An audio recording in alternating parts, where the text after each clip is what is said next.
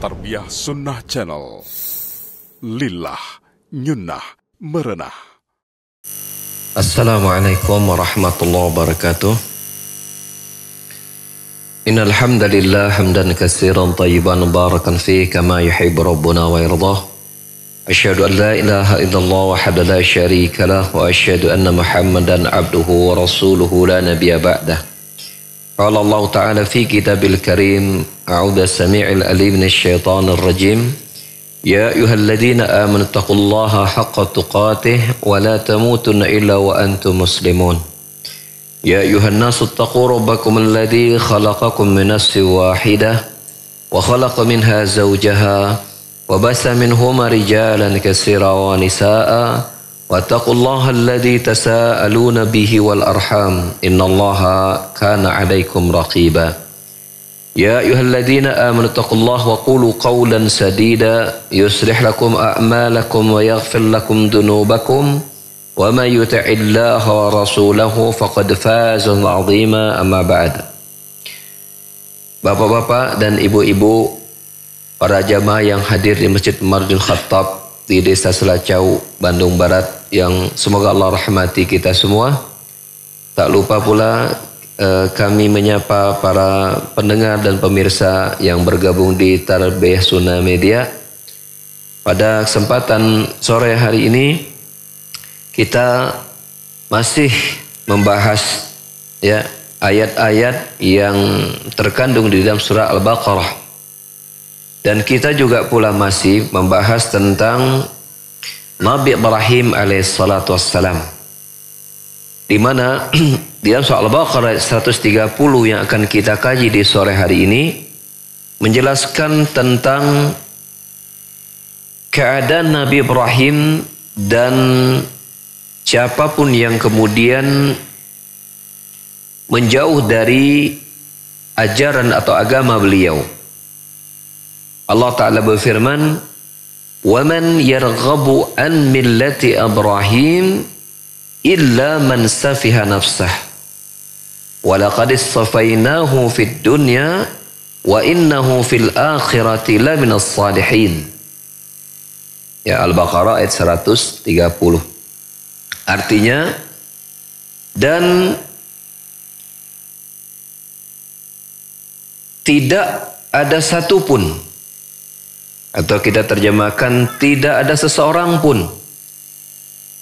Walaupun di sini lafadznya menggunakan man syartiyah, ya, man syartiyah, huruf syarat atau kata yang mengandung konteks syarat pada ayat ini. Namun makna yang ablag, makna yang lebih sempurna adalah diartikan an-nafyu, peniadaan. Sehingga diterjemahkan artinya, dan tidak ada seseorang pun yang meninggalkan atau menjauhkan dirinya dari millata Ibrahim, artinya dinu Ibrahim, agamanya Ibrahim, illa, kecuali man safiha nafsa, kecuali orang itu, illa man safiha nafsa, kecuali orang itu ya safih untuk dirinya. Mana safih di sini memiliki dua makna, yaitu didur rusydi, ya, lawan dari kata ar-rusydu. Ar-rusydu itu artinya terbimbing di atas jalan yang lurus. Makna yang kedua, makna safih di sini artinya jahil, ya, artinya bodoh, ya. Dia berarti diartikan mana keduanya, dan ini dua-duanya bisa dipakai, artinya dan tidak ada seseorang pun yang meninggalkan atau menjauhkan dirinya dari ajaran agama Nabi Ibrahim, kecuali orang itu adalah orang yang tidak berada di atas jalan yang lurus, atau orang yang bodoh terhadap dirinya. Ya. Walaqad istafainahu fid dunya, dan sungguh kami telah memilihnya di dunia ini.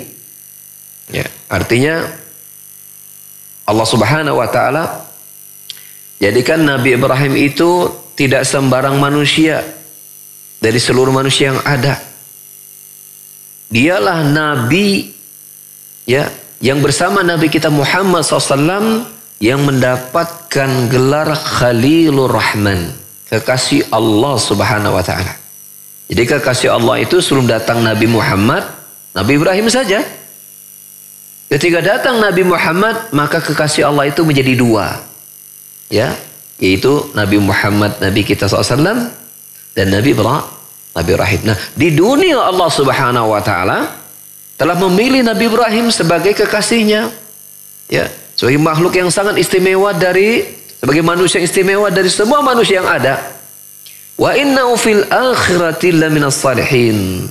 Dan sesungguhnya di akhiratnya Ibrahim itu betul-betul termasuk, ya, golongan hamba-hamba yang saleh. Nah, ini menarik, nanti kita lihat tafsiran tentang makna soleh di akhirat itu seperti apa. Ya, kita lihat dulu di sini agama Nabi Ibrahim. Yang pertama adalah kita lihat di sini millat Ibrahim. Jadi tidak ada seseorang pun yang meninggalkan atau menjauhkan dirinya dari millat Ibrahim, agamanya Ibrahim. Maka yang dimaksud dengan millat Ibrahim artinya dinu Ibrahim, agamanya Ibrahim. Annahu kana hanifan musliman lillah wa lam yakun minal musyrikin. Artinya Nabi Ibrahim itu, ya, adalah seseorang yang hanif. Hanif itu artinya al-mailu anisyirki. Hanif itu artinya apa? Selamat dari kesyirikan. Ya, musliman lillah, berserah diri hanya kepada Allah. Nah, itulah inti sari dari agama Ibrahim. Agama yang murni tauhid, menghambakan diri kepada Allah dan selamat dari kesyirikan. Jauh dari penyimpangan, ya, dari tauhid. Ya, inilah hakikat agama Ibrahim. Walam yakun minal musyrikin. Dan di dalam ayat kita dapatkan Allah menetapkan walam yakun minal musyrikin. Dan Nabi Ibrahim itu bukan juga musyrikin. Ada beberapa klaim, ya, yang dimunculkan oleh kaum Yahudi bahwasanya agama mereka itu dari bapak mereka Ibrahim. Ada klaim dari agama Nasrani bahwa agama mereka itu dari Nabi Ibrahim. Maka Allah Subhanahu wa taala mensucikan Nabi Ibrahim dari persangkaan mereka, termasuk bahwasanya orang-orang musyrikin Arab, mereka pun merasa bahwa mereka anak-anak keturunan dari Nabi Ibrahim dengan agama kesyirikan mereka. Mereka seolah mengatakan ini merupakan apa? Agamanya merupakan turun Nabi Ibrahim.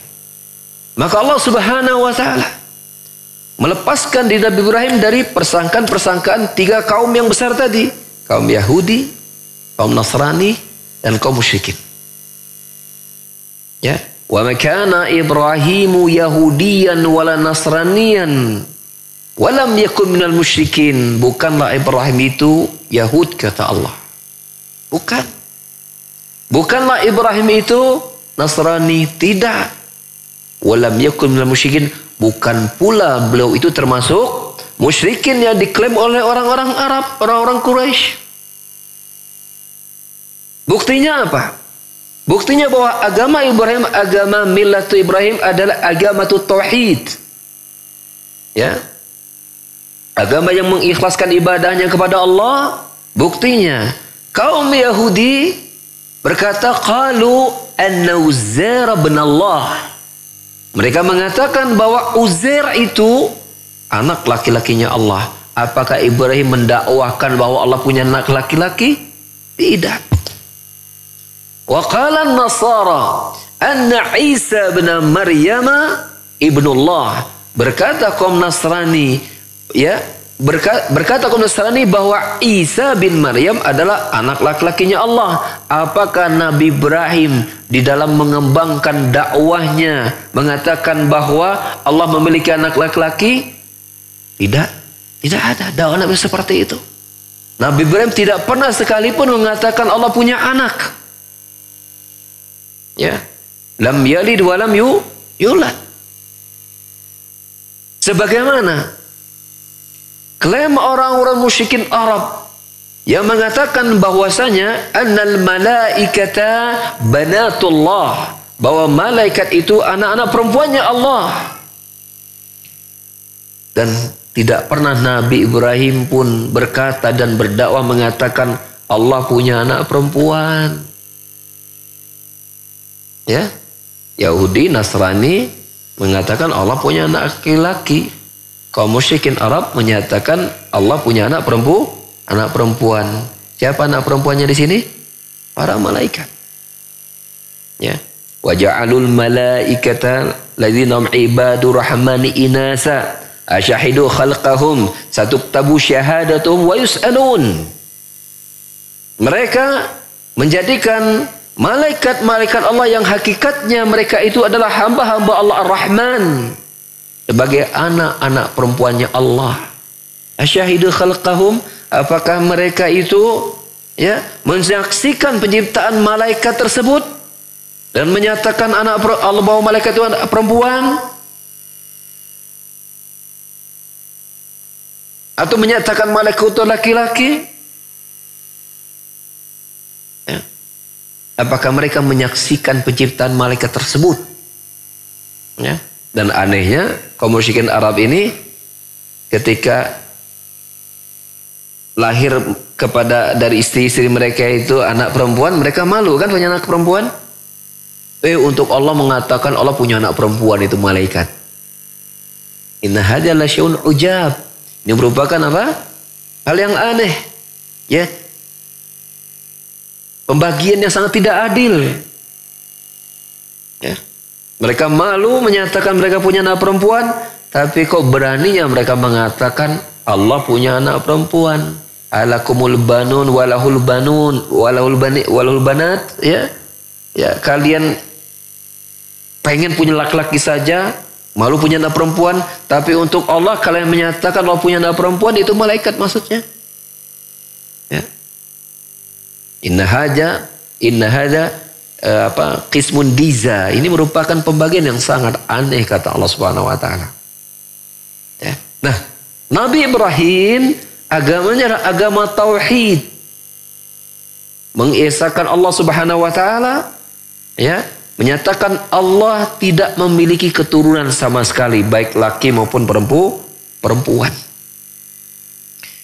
Maka Allah berkata, tidak ada satupun yang seseorang itu meninggalkan, ya, dan menjauhi agama ajaran Ibrahim kecuali yaitu orang yang apa? Tidak berada atas jalan lurus, atau orang itu apa? Dia bodoh terhadap dirinya, tidak memiliki ilmu tentang al-haq, tidak memiliki ilmu tentang al-haq. Kemudian Allah sebutkan tentang keutamaan Nabi Ibrahim bahwa sesungguhnya kami telah memilih Nabi Ibrahim itu di antara makhluk-makhluk yang lain. Dia kekasih Allah Subhanahu wa taala, dan di akhirat dia termasuk golongan kaum yang saleh. Ya, orang-orang yang saleh. Ya. Kemudian Syekh Muhammad bin Shalih Al-Utsaimin memberikan penjelasan tentang begini. Bahwasanya iya betul, Nabi Ibrahim terpilih karena ketika di dunia itu, ya, terpilih di dunia karena memang dunia itu adalah apa? Darus syahwat wabtila. Dia ada tempat munculnya berbagai macam syahwat, munculnya berbagai macam ujian. Ya, dan hampir jarang orang itu bisa bersabar dengan godaan syahwat dan ujian-ujian yang ada. Namun bila dia berhasil melewati ujian berupa syahwat dan musibah tadi, maka dia menjadi manusia yang terpilih dan terhamba Allah Subhanahu wa taala. Ya. Namun di akhirat, keadaan manusia itu semuanya beriman kepada Allah. Coba kita lihat. Ya, ditampakkan neraka kepada kaum kafirin. Ditampakkan kepada manusia, kepada orang-orang kafir, neraka. Ya. Alaysa hadza bil haqq? Qalu bala wa rabbina. Ditampakkan kepada mereka neraka. Lalu kemudian dikatakan kepada mereka, bukankah ini semua adalah benar? Qalu bala wa rabbina. Ya, ketika Allah mengatakan kepada mereka, bukankah ini semuanya adalah benar? Mereka mengatakan, iya wahai Rabb kami. Beriman tidak kepada Allah? Beriman. Beriman tidak dengan neraka? Beriman. Ditanyakan lagi kepada mereka, awalam takun ta'tikum rusulukum bil bayyinat? Qalu bala. Belumkah datang kepada kalian rasul-rasul kalian membawa penjelasan yang nyata? Mereka berkata, iya sudah. Diakui semua. Ya, diakui semua. Ya. Lakinnahum laisu minas salihin. Tetapi kejujuran mereka mengakui benarnya semua dakwah para nabi dan rasul ketika mereka hidup di dunia. Kejujuran mereka mengakui bahwa neraka, surga benar adanya, apalagi neraka depan mata mereka. Apakah mereka dikatakan orang soleh? Tidak. Tidak. Ya. Ketika di dunia mereka kufur kepada hari akhirat. Ketika di dunia mereka tidak mengakui kenabian Muhammad SAW, ajaran beliau SAW. Ya. Mereka tinggalkan dakwah para nabi dan rasul. Dan datang kepada mereka penjelasan-penjelasan yang nyata. Berbagai macam media sudah datang kepada mereka tentang dakwah Islam. Ya, dakwah Nabi Muhammad. Apalagi di zaman sekarang. Ya. Mereka tidak mau beriman dan tunduk. Tidak mengakui kebenaran Nabi Muhammad. Tapi di hari kiamat, ketika orang-orang yang kufur ditampakkan kepada mereka neraka, bukankah semuanya benar? Benar ya Allah ya Rabb kami. Bukankah dakwah para nabi di dunia itu benar? Benar ya Allah. Beriman mereka. Tapi keimanan mereka di saat itu tidak bermanfaat sedikit pun. Makanya tidak dikatakan mereka orang-orang yang saleh. Adapun Ibrahim di dunianya Allah Subhanahu wa ta'ala memilihnya menjadi hamba-hambanya yang suci, menjadi termasuk hamba-hambanya, bahkan termasuk kekasih Allah Subhanahu wa ta'ala, dan di akhirat termasuk orang-orang yang kaum yang soleh. Allah tidak menyatakan Ibrahim satu-satunya orang soleh, tapi Allah menyatakan ya wa fil akhirati lanasahin, di akhirat itu Ibrahim termasuk kaum yang soleh. Maka di sini kita mengatakan ya, orang-orang yang soleh di dunia, mereka berhasil menjalankan perintah-perintah Allah Subhanahu wa ta'ala, beriman kepada semua dakwah Rasulullah SAW. Ya, mereka pun mengamalkan amalan-amalan saleh. Ya, bersabar atas ujian-ujian syahwat, bersabar atas musibah-musibah. Ya. Maka itu tanda dia insya Allah menjadi orang yang soleh. Allah telah memilih mereka itu di dunia, dibedakan dari makhluk yang lain. Ya, dan pilihan Allah Subhanahu wa ta'ala menunjukkan bahwa kelak mereka akan termasuk orang-orang soleh di akhirat. Ya, kelak mereka di akhirat akan termasuk orang-orang yang soleh. Ya. Dari ayat tersebut, Syekh Muhammad bin Shalih Al-Utsaimin ya menyampaikan beberapa faidah. Yang pertama, anna rusyda Ittiba'i millata Ibrahim. Sesungguhnya ya, bimbingan, petunjuk, hidayah itu ada mengikuti ajaran Nabi Ibrahim. Loh, kita mungkin bertanya-tanya, loh bukannya kita ini ikuti Nabi Muhammad? Ya, maka jangan salah. Di dalam Al-Quran, Allah Subhanahu wa Ta'ala menyuruh Nabi kita untuk mengikuti ajaran Nabi Ibrahim. Untuk mengikuti ajaran Nabi Ibrahim. Allah sebutkan di dalam surat Al-Mumtahanah. Di ayat yang keempat Allah berfirman, laqad kana lakum fi Ibrahim walladzina ma'ahu idh qalu liqaumihim inna bura'a'u minkum wa mimma ta'buduna min dunillah kafarna bikum wa bada bainana wa bainakumul adawatu wal baghdha'u abadan hatta tu'minu billahi wahdah. Laqad kana lakum, sungguh telah ada teladan bagi kalian.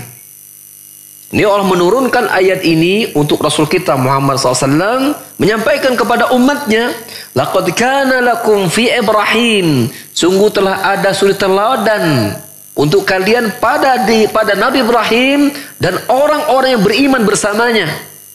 Idh qalu liqaumihim, ketika ya Nabi Ibrahim dan orang beriman bersamanya berdakwah menyampaikan kepada kaumnya, inna bura'a'u minkum, kami berlepas diri kepada kalian, wa mimma ta'buduna min dunillah, dan juga berlepas diri kepada semua apa yang kalian sembah selain Allah. Tauhid bukan tauhid. Maka Allah menyatakan bahwa ajaran Nabi Ibrahim itu menjadi ajaran yang harus diikuti. Dari sisi apa? Mengikhlaskan peribadahan hanya kepada Allah Subhanahu wa Ta'ala. Ya, memurnikan ketaatan hanya untuk Allah Subhanahu wa Ta'ala. Ya. Buktinya Allah Subhanahu wa Ta'ala menyebutkan siapapun yang mengikuti ajaran Ibrahim berupa tauhid beribadah kepada Allah adalah orang-orang yang selamat dari jalan yang menyimpang dan selamat dari kebodohan dirinya. Dan Allah berkata, "Wa man yarghabu an millati Ibrahim illa man safiha nafsah." Tidak ada seseorang pun yang dia menjauh dan meninggalkan agama Ibrahim, tauhid, ibadah hanya kepada Allah, kecuali orang itu menyimpang dari jalan yang lurus, dia bodoh terhadap dirinya.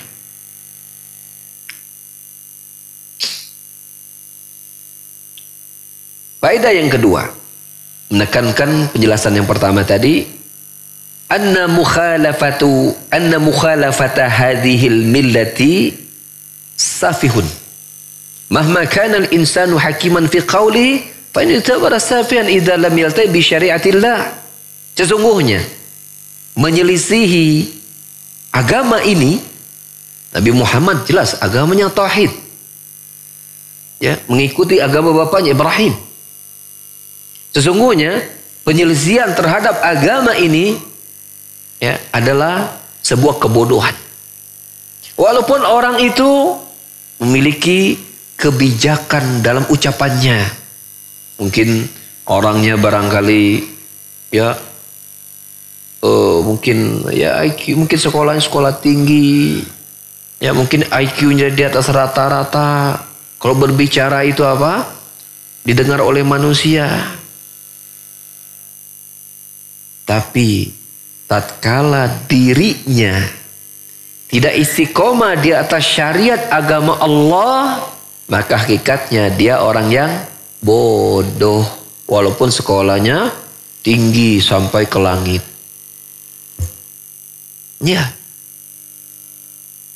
menunjukkan bahwasanya ya, kapan seseorang itu dikatakan memiliki akal yang sehat, kapan seorang dikatakan memiliki kecerdasan yang tinggi, tatkala dia mengikuti agama Allah Subhanahu wa Ta'ala.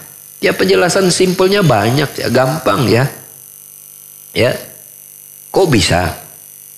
Orang itu dikatakan ya cerdas, sementara umurnya di dunia pendek, tapi tidak mempersiapkan kematiannya. Ya, tidak mempersiapkan pertanyaan di alam kuburnya dan sampai di hari kiamat tanpa batas waktu. Hidup di dunia tidak ada artinya sama sekali. Bukankah itu sebuah kebodohan hakikatnya? Bagaimana seseorang memperjuangkan sesuatu yang fana, yang nilainya dengan akhirat tidak ada sama sekali, lalu meninggalkan kebahagiaan abadinya yang tanpa batas waktu? Bukankah itu hakikatnya kebodohan? Makanya dikatakan oleh orang yang bijak, orang yang cerdas itu adalah orang yang tahu bagaimana cara dia menyelamatkan dirinya dari kebinasaan. Itu orang cerdas namanya. Paham? Orang yang cerdas itu adalah orang yang tahu bagaimana caranya dia menyelamatkan dirinya dari kebinasaan. Maka kita mengatakan, siapapun yang ketika di dunianya dia melakukan segala daya upaya agar selamat dari azab neraka, itulah hakikatnya orang yang cerdas dan itulah tanda-tanda orang yang sukses. Ya, Allah sebutkan di dalam surat Ali Imran di ayat yang ke-186 kalau nggak salah ya, 180-an lah. Allah berfirman, kullu nafsin dha'iqatul maut. Setiap yang bernyawa akan merasakan kematian.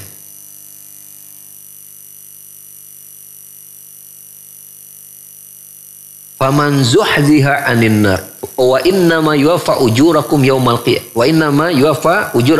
qiyamah. Dan sesungguhnya disempurnakannya ganjaran kalian itu nanti dari kiamat. Faman zuhziha 'anil nar wa udkhilal jannata faqad faza. Maka barang siapa yang dia diselamatkan dari neraka lalu kemudian dimasukkan ke dalam surga, faqad faza, maka dia telah sukses. Wa mal hayatud dunya illa mata'ul ghurur. Dan tidaklah kehidupan dunia itu kecuali kesenangan yang memperdaya. Jadi selama seseorang itu belum memasukkan dirinya ke dalam surga dan selamat dari neraka, maka dia dikatakan belum berhasil. Dan kita mengatakan hanya orang-orang cerdaslah yang akan berhasil. Karena orang cerdas itu adalah orang yang tahu bagaimana dia menyelamatkan diri dari azab. Itu kecerdasan namanya. Ya, dengan alasan yang tadi kita sebutkan, bagaimana kok bisa seseorang memperjuangkan dunia yang sifatnya sebentar saja, lalu kemudian meninggalkan ketaatan kepada Allah yang itu akan membawa keuntungan yang abadi buat dirinya, sehingga nilai kebahagiaan di dunia itu tidak ada sama sekali dengan kebahagiaan akhirat. Kerugian di dunia tidak ada apa dengan kerugian di akhirat. Mengapa dia tidak gunakan kecerdasannya untuk agar dia masuk surga dan selamat dari neraka? Dan Allah Subhanahu wa taala sebutkan bahwasanya sumber utama keselamatan dari azab itu, sumber utama selamat seseorang dari kebodohan itu, sumber utama yang menunjukkan kecerdasan seseorang itu ada ketika dia mentauhidkan Allah Subhanahu wa taala. Ya, memurnikan ibadahnya hanya untuk Allah Jalla wa ala. Faedah yang ketiga, ayat itu jelas menunjukkan fadilatu Ibrahim alaihissalatu wassalam, keutamaan Nabi Ibrahim alaihissalatu wassalam. Bagaimana tidak?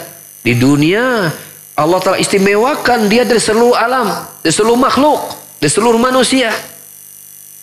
Ya, sebelum datang Nabi Muhammad tentunya. Ya. Dan di akhirat dia termasuk golongan orang-orang yang saleh. Dia menunjukkan keutamaan Nabi Ibrahim. Faedah berikutnya adalah anna salaha wasfun lil anbiya, bahwa kesolehan itu adalah sifat untuk para nabi, wa man dunahum, dan orang-orang yang mengikuti jejak langkah mereka. Wa yusafun nabi annahu salih, wa yusafu mutabir rasul bi annahu salih. Disifati nabi itu, seorang nabi itu sebagai orang saleh. Dan juga disifati seluruh pengikut, seseorang yang mengikuti ajaran Rasul juga orang yang saleh. Walihada kanat al-anbiya sallallahu wassalam yuhyuna Rasul sallallahu alaihi wasallam lailatul mi'raj liqalu marhaban bil akh as-salih wan nabi salih. Oleh karena itu, ya, yuhyuna Rasul. Oleh karena itu para nabi ketika pada peristiwa di malam Isra dan Mi'raj, itu kan Nabi naik ke Sidratul Muntaha itu kan bertemu dengan para nabi yang lain. Maka mereka menyambut Rasul kita SAW.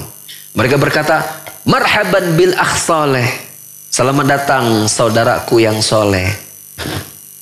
Mereka menyebut Nabi dengan orang soleh. Ya. Mereka menyebut Nabi dengan apa? Saudaraku yang soleh. Wan nabi yang soleh, dan nabi yang soleh. Maka disifati Nabi dengan soleh. Ya, orang soleh Nabi itu. Itu. Pun demikian orang-orang yang mengikuti Nabi Muhammad sallallahu alaihi wasallam dikatakan juga mereka orang-orang yang soleh. Ya. Allah sebutkan tentang jalan yang lurus yang merupakan tafsir Al-Fatihah ihdinas siratal mustaqim. Allah sebutkan di dalam surat An-Nisa, ya. Allah berfirman, ayatnya kalau enggak ayat yang ke-24 ya.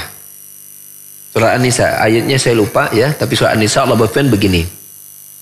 Wa may yuti'illaha wa rasul fa ulaika ma'al ladzina an'amallahu 'alaihim min nabiyyin wasiddiqin wasyuhada'i wassalihin wa hasuna ulaika rafiqa. Siapapun yang mentaati Allah dan Rasul, maka dia akan bersama dengan para nabi, ya, siddiqin, syuhada, dan orang-orang soleh.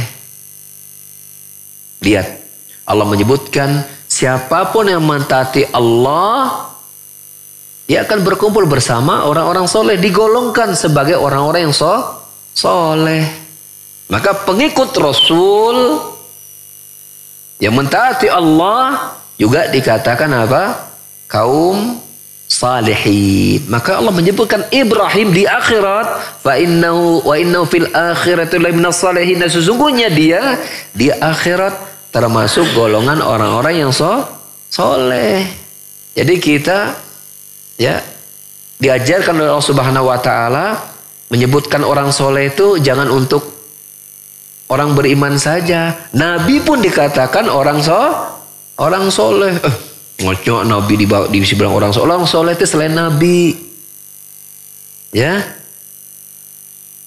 Kalau Nabi mah udah dibilang Nabi aja, jangan sebut orang soleh. Nah, ini diajar oleh Allah Subhanahu wa taala. Nabi Ibrahim pun dikatakan orang soleh. Nabi Muhammad ketika Mi'raj disambut oleh para nabi yang lain, marhaban bil akh saleh wan nabi saleh. Selamat datang wahai saudaraku yang soleh dan nabi yang soleh. Sebut orang soleh. Ya.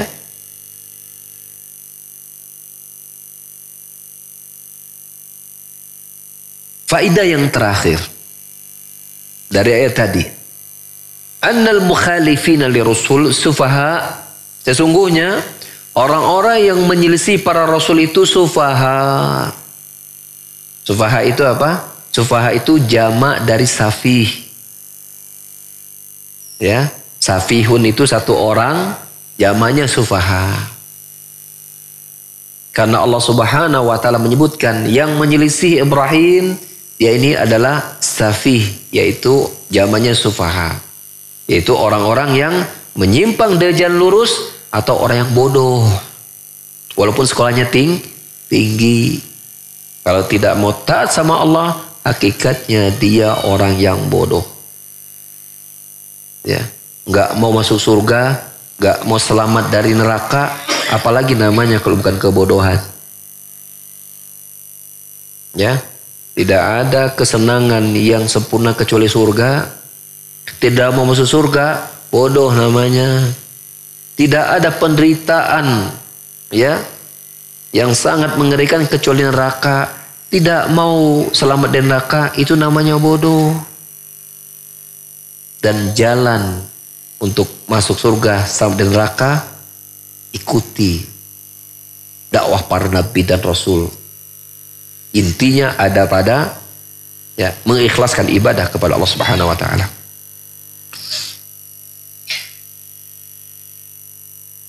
Syekh Muhammad bin Utsaimin menukilkan sebuah ayat di dalam surah Al-Baqarah di awal-awal kita membahas ayat ini. Surah Al-Baqarah ayat 13. Ketika menceritakan orang-orang munafik. Ya, tentang orang-orang munafik. Munafik itu hakikatnya orang kafir. Ya, munafik. Jadi munafik itu ada dua jenis. Ada munafik i'tiqadi, ada munafik amali. Ada kemunafikan an-nifaq itu, ada kemunafikan yang bersifat keyakinan. Ini aslinya orang kafir. Ya, keyakinannya kafir, tapi menampakkan keislaman di hadapan orang-orang Islam. Ya. Ada lagi namanya an-nifaq al-amali, kemunafikan yang bersifat amal. Hatinya muslim, beriman kepada Allah dan Rasul, tapi ada amalan-amalannya yang merupakan tanda-tanda kemunafikan. Contohnya sebuah hadis Nabi sallallahu alaihi wasallam, ayatul munafiq salasatun, ya, salasun. Tanda kemunafikan itu ada tiga. Ya, idza hadasa kadzib, kalau berbicara dusta.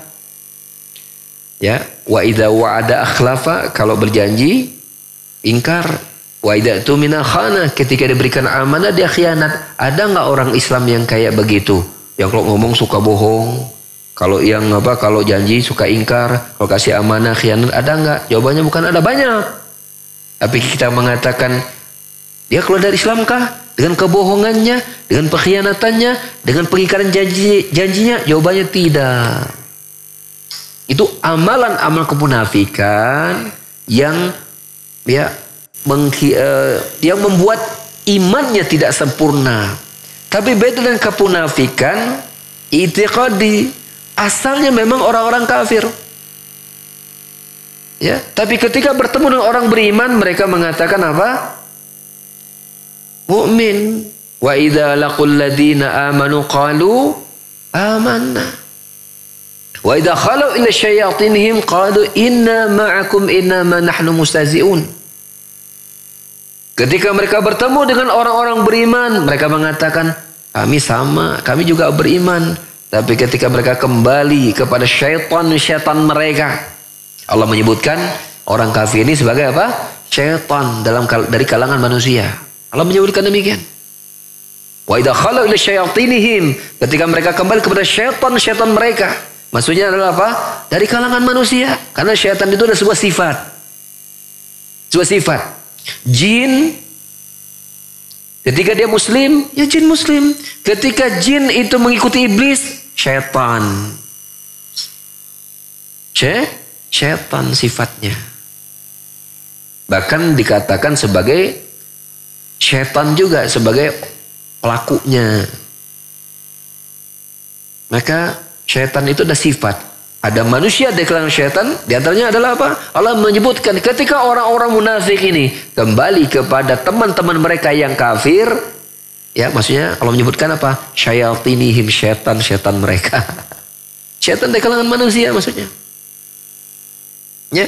Maka sebelumnya, ya,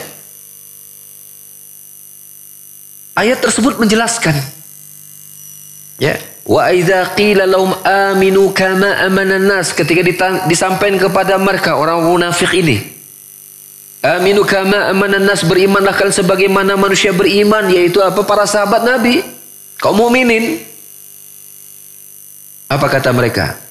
Anu'minu kama amana sufaha, apakah kami ini ya akan beriman sebagai berimannya orang-orang yang bodoh, orang yang pandir itu? Mereka mensifati orang beriman apa? Orang-orang yang pandir, orang-orang yang dungu, orang-orang yang bodoh. Ya. Maka Allah mengatakan, ya, bala innahum husufaha walakinnahum sufaha walakin la yash'urun. Tidak, justru hakikatnya mereka lah yang bodoh karena enggak mau beriman kepada Muhammad. Tapi mereka tidak sadar. Lihat, Allah menyebutkan tatkala orang-orang yang tidak mau beriman kepada Rasul dikatakan orang-orang apa? Safih, jamaknya sufaha. Walaupun sekolahnya tinggi. Jadi ikhwas sekalian, ya, kita tentu ingin ya mendapatkan kemuliaan. Disebut misalnya orang-orang yang cerdas. Maka Allah Subhanahu wa taala membuat sebuah timbangan kecerdasan yang adil, bukan dengan IQ yang tinggi. Bila IQ yang tinggi sebagai ukuran kecerdasan sisi Allah Subhanahu wa taala, maka orang yang IQ-nya rendah tidak bisa menjadi orang yang mulia di sisi Allah Subhanahu wa taala. Tapi Allah meletakkan ketimbangan yang adil untuk menetapkan seorang itu kecerdasannya sempurna ketika dia berlomba-lomba untuk taat kepada Allah Subhanahu wa taala. Maka semua orang bisa ya berprestasi dalam kecerdasannya ketika dia berlomba-lomba dalam ketaatan. Anda mungkin bukan seorang ustadz, Anda mungkin bukan seorang kiai, Anda mungkin bukan seorang profesor, Anda mungkin bukan seorang sarjana, Anda juga mungkin bukan hartawan, Anda tidak dikenal siapapun. Tapi lihat, Uwais Al-Qarani menjadi manusia terbaik dari kalangan tabi'in. Dengan sebab apa? Kekayaannya kah? Bukan.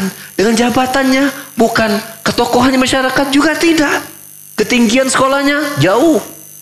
Dengan apa? Dia menjadi manusia terbaik dari kalangan tabi'in dengan ketaatannya kepada Allah Subhanahu wa taala.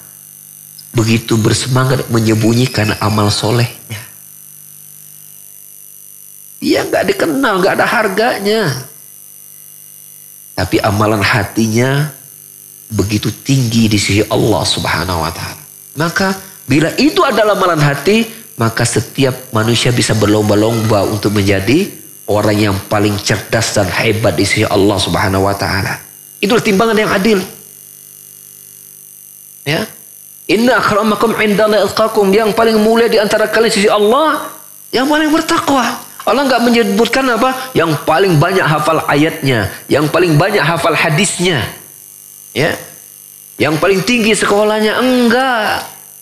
Tapi apa? Yang mengamalkan amalannya dengan ilmu. Diamalkan ilmu itu. Sedikit, tapi ketika istiqomah jadi amalan yang luar biasa. Ya. Demikian para jamaah sekalian, faedah-faedah dari surah Al-Baqarah ayat yang ke-30 yang kita kaji pada hari ini.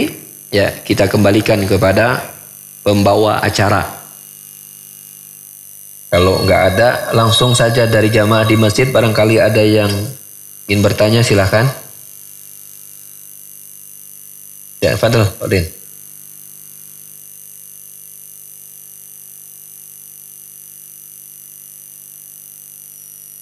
Subhana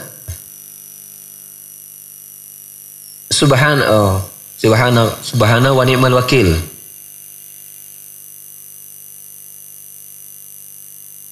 Hah? Oh. Subhanallah wa ni'mal wakil. Baik. Ya. Subhana secara makna itu artinya tasbih. Ya, dalam kalimat lengkapnya ya usabbihullaha subhana. Itu subhana itu dalam bahasa Arab namanya maf'ul mutlak namanya. Hakikatnya dia adalah nasab dalam bahasa Arab. Makanya subhana nggak pernah dibaca subhanu.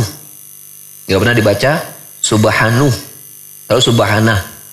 Ya, pakai fathah. Ya, artinya usabbihullahu subhanan. Ya, artinya kita mensucikan Allah Subhanahu wa taala. Disucikan dari berbagai macam aib dan kekurangan. Ya, setiap kali kita mengucapkan subhanallah, maka kita akan jauhkan Allah dari satu pun aib dan kekurangan. Bahwa Allah maha sempurna dalam seluruh nama dan sifatnya. Ya. Dari situ konsekuensinya kita tidak akan bersuuzon sama Allah. Benar nggak? Kita mengucapkan maha suci Allah, kita nggak akan suuzon sama Allah. Ya. Misalnya ketika Allah menakdirkan kita dengan takdir yang buruk yang kita rasakan. Karena Allah Maha Suci, tidak mungkin ketika Allah menakdirkan keburukan kepada kita, itu jelek. Nggak mungkin. Karena kalau jelek berarti aib bagi Allah. Pasti baik. Cuma kadang-kadang hikmahnya kita sadari, kadang-kadang tidak. Wa ni'mal wakil, dan Allah sebaik-baik yang tempat kita minta pertolongan. Ya. Allah sebaik-baik yang tempat kita menjadi wakil, kita mengadu. Wa ni'mal wakil. Ini hampir mirip dengan doa Nabi Yunus ketika apa? Ketika beliau berada di dalam perut ikan paus, membaca la ilaha illa anta subhanak inni kuntu minadh dhalimin. Ini mirip seperti doa Nabi Ibrahim ketika akan dibakar dengan api dan membaca hasbunallah wa ni'mal wakil. Mirip. Hasbunallah wa ni'mal wakil. Yang ditanyakan subhanallah wa ni'mal wakil atau hasbunallah wa ni'mal wakil? Yang ditanyakan hasbunallah wa ni'mal wakil atau subhanallah wa ni'mal wakil dari pertanyaannya? Subhanallah wa ni'mal wakil. Ya. Ini mirip. Ya. Maknanya bagus tidak? Oh, sangat bagus. Berapa kali dibaca? Allahu a'lam bishawab ya. Saya belum melihat periwayatannya, tetapi bila kita dapati ketika Rasulullah SAW menyebutkan sebuah zikir atau sebuah wirid yang itu tidak ada batasannya atau secara maknanya bagus dan tidak memiliki batasan jumlah, maka boleh kita baca sebanyak-banyaknya. Contoh misal, ya, Rasul bersabda misal, kalimatani khafifatani ala lisan thaqilatani fil mizan habibatan ila rahman subhanallah bihamdi subhanal azim. Dua kalimat yang ringan di lisan, berat di timbangan dan dicintai oleh Ar-Rahman. Yaitu apa dua kalimat tersebut? Subhanallah bihamdi, maha suci Allah, kami memujinya. Subhanallah al-azim, maha suci Allah yang maha agung. Apakah Rasul menyebutkan jumlahnya? Tidak. Tapi itu dua kalimat yang sangat Allah cintai. Itu dua kalimat yang sangat memiliki pahala yang besar, berat di timbangan, ringan di lisan. Apakah Rasulullah menyebutkan jumlahnya? Jawabannya tidak. Maka baca sebanyak semampu yang bisa kita baca. Ketika dia tidak dibatasi, maka jangan batasi. Cuman saya tidak tahu pertanyaan dari Pak Udin tadi, subhanallah wa ni'mal wakil itu dalam riwayat siapa dan apa, ada keterangan berapa kali nggak dibaca, ini saya nggak tahu. Kan ada kan dikit-dikit yang dibaca sekian kali seperti subhanallah bihamdi 100 kali kan ada ya. La ilaha illallah syarikalah lahul mulku wal hamdu yuhyi wa yumiitu 100 kali, itu kan ada. Nah, kalau ini saya nggak tahu. Ya. Ada yang tahu? Lafaz hadisnya baca berapa kali? Ya sudah, berarti sama nggak tahu ya. Tapi kalau kita nggak tahu, kita boleh baca sebanyak-banyaknya, boleh. Ya, insya Allah. Allah a'lam bishawab.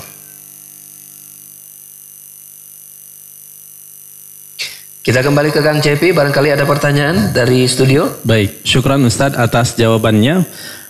Pertanyaan dari via WhatsApp Ustadz. Dari Ramadan di Kalimantan Tengah. Ustadz, apa saja syarat-syarat untuk bertaubat Ustadz? Silakan. Dari saudara kita, siapa nih Ramadan? Ramadan di Kalimantan Tengah ya? Oh gitu, Masya Allah. Baik. Apakah syarat-syarat terima taubat? Ya. Pertama, syarat terima taubat itu kita bagi dua dulu. Berkaitan dengan haknya Allah dan bila di sana berkaitan dengan haknya hamba Allah.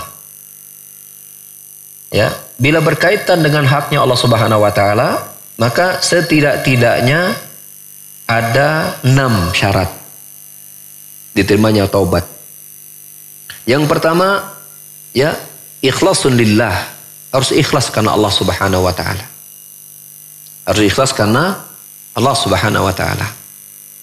Yang kedua adalah al-mubadarah. Al-mubadarah. Bersegera. Bersegera. Tidak ditunda-tunda. Tidak at-taswib, tidak at-talangke, tidak. Ya, gitu. Tidak, jangan ditunda-tunda. Al-mubadarah.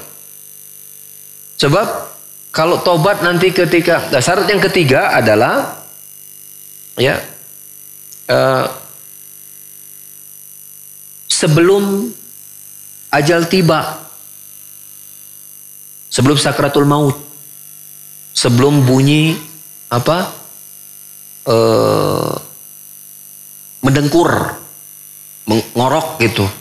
Kata Rasulullah SAW, ya, Inna Allah yaqbalu taubata abdi malam yugharghir. Rasulullah SAW, sesungguhnya Allah akan menerima taubat seorang hamba selama dia belum yugharghir. Gharghir itu suara ngorok orang yang mau mati, mau meninggal itu ngorok ada. Jadi kalau ada yang ngorok itu, dia masih hidup nggak? Masih hidup atau tidak? Masih kan? Kan belum mati. Cuman sebelum dia mati ngorok dulu. Dia sadar nggak sebagai manusia? Sadar atau? Tapi kita kan nggak bisa komunikasi. Ketika saat itu dia ingin bertobat kepada Allah Subhanahu wa taala, sudah nggak diterima lagi. Dia bertobat, dia ingin masuk Islam. Ya, atau dia muslim tapi ingin bertobat dari dosa-dosa yang lalu, selama belum dia tobati. Kemudian kesadar bertobat ketika sudah bunyi ngorok tadi, bunyi mendengkur, maka tidak akan diterima lagi tobatnya. Syarat yang lain, ya, para ulama menyebutkan sebelum matahari terbit dari tempat tenggelamnya. Hari kiamat tiba maksudnya. Itu enggak percuma. Jadi ketika nanti matahari terjadi kiamat, itu sudah tiba-tiba orang-orang itu beriman. Orang-orang kafir itu jadi sadar bahwa ini betul nih hari kiamat nih, beriman sama Allah gitu. Tapi sudah enggak manfaat lagi imannya pada hari itu. Sudah berapa syarat tuh? Dapat kan? Ikhlas, mubadarah, ya, bersegera. 3, sebelum sakratul maut. Yang keempat, sebelum datang hari kiamat. Nah, yang kelima itu